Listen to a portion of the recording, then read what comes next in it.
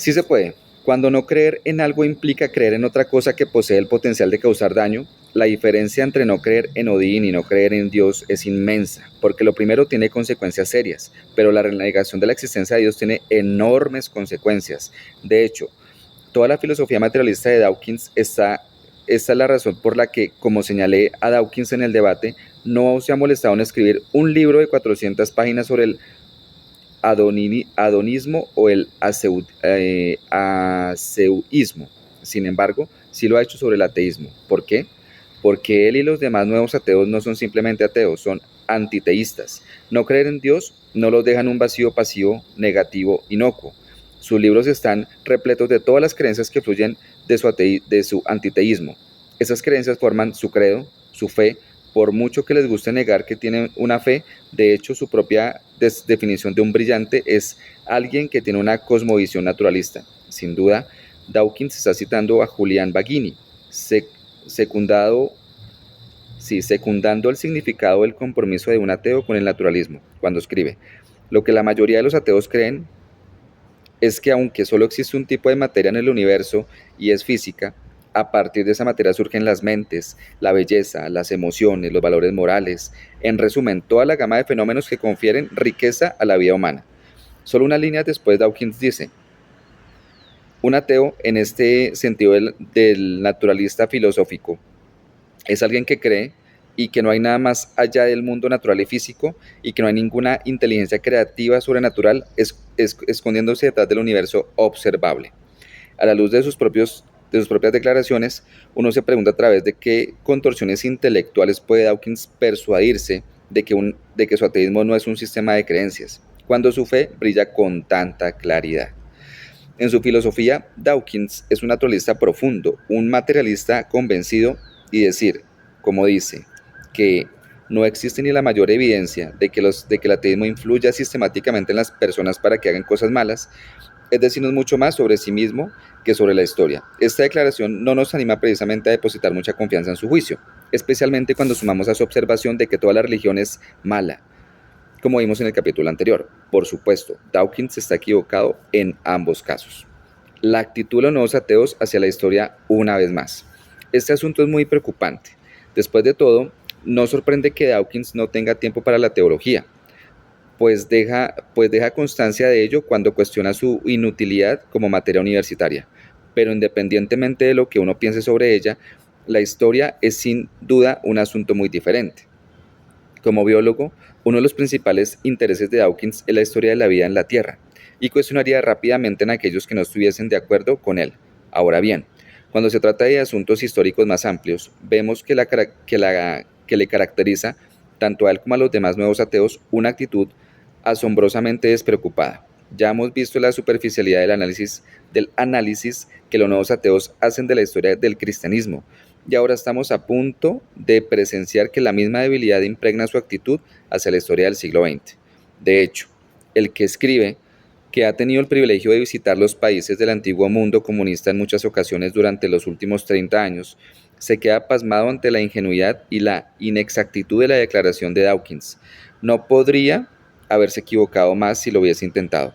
He hablado a menudo con intelectuales rusos, algunos de ellos disidentes con un impresionante pedigrí académico, que me han dicho cosas como: pensamos que podíamos librarnos de Dios y mantener el valor del ser humano. Estábamos equivocados. Destruimos tanto a Dios como al hombre. Mis amigos polacos son más categóricos. Dawkins ha perdido el contacto con la realidad de la historia del siglo XX. Que venga aquí y hable con nosotros si está realmente abierto a escuchar la evidencia del vínculo existente entre el ateísmo y la atrocidad. Sin embargo, Dawkins declara alegremente: los ateos individuales pueden hacer cosas malas, aunque no las hacen en nombre del ateísmo. Stalin y Hitler hicieron cosas extremadamente malvadas en el nombre de, respectivamente, el marxismo dogmático y doctrinario, y una teoría acerca de la eugenesia insana y no científica teñida con desvaríos subwagenarios. Bueno, si debemos criticar a Stalin y Hitler por ser dogmáticos, ¿en qué lugar deja eso a los nuevos ateos? John Hormit dice que cuando se produjo en 2006 por la radio de la BBC la aclamada serie Humphreys en busca de Dios, una cosa que le impactó fue que todas las personas que entrevistó, los ateos eran los más dogmáticos. Parafraseando a Peter Bergotz, Sócrates definió a una persona educada como alguien que era consciente de su propia ignorancia.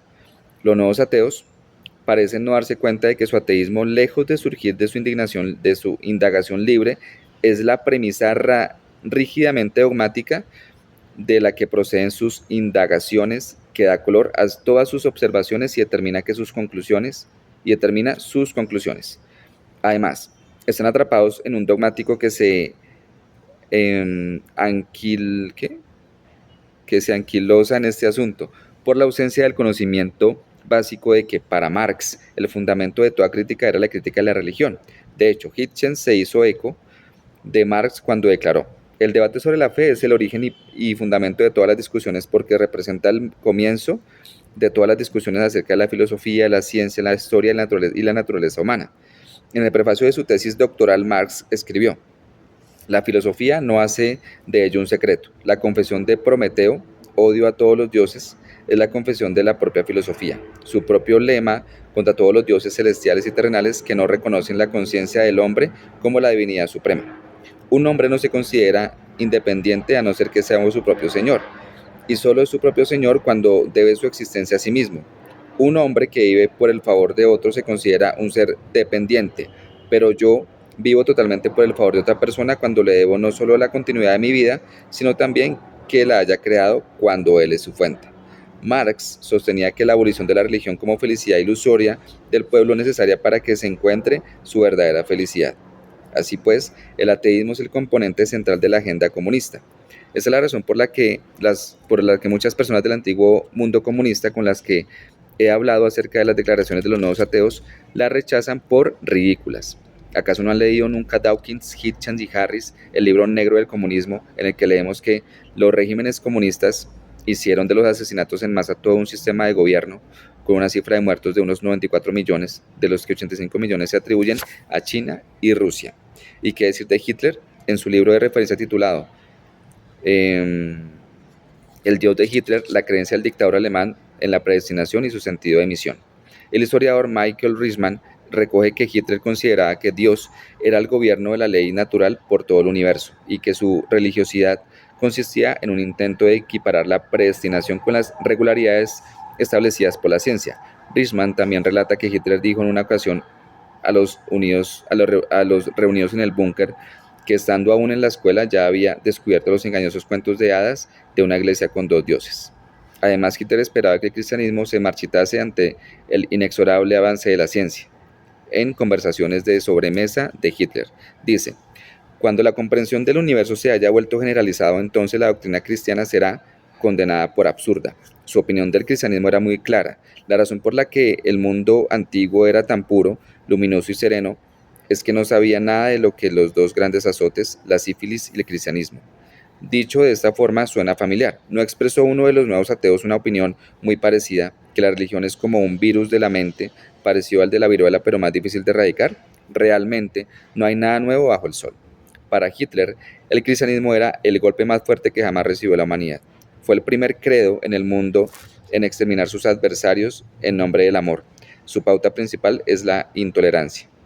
Así Hitler se hizo eco en Nietzsche, que llamó al cristianismo la gran maldición, la gran depravación intrínseca, el gran instinto de venganza para que ningún recurso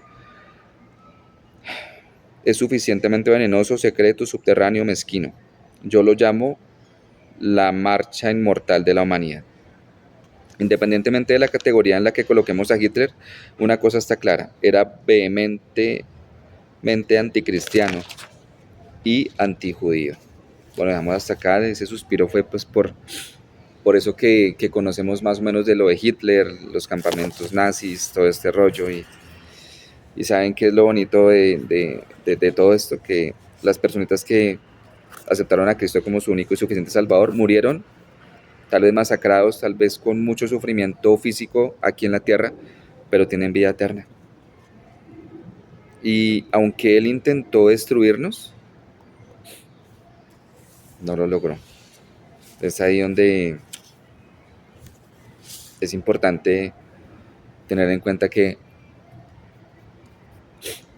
hoy en día se habla mucho de las personas que son muy famosas, ¿cómo es que le dicen? Es que ni sé. Los virales, los influencers. Pero es chistoso porque yo le decía a mi esposa hace poco, le decía, es chistoso porque uno aquí nombra nombres de ciertos cantantes y dices, wow, el cantante, el artista. Y en otros países, ¿quién es ese? Pero tú dices Jesús, Biblia, Dios, salvación, amor inagotable y siempre van a entender de qué hablamos. Un abracito y nos veremos pronto. Bye bye.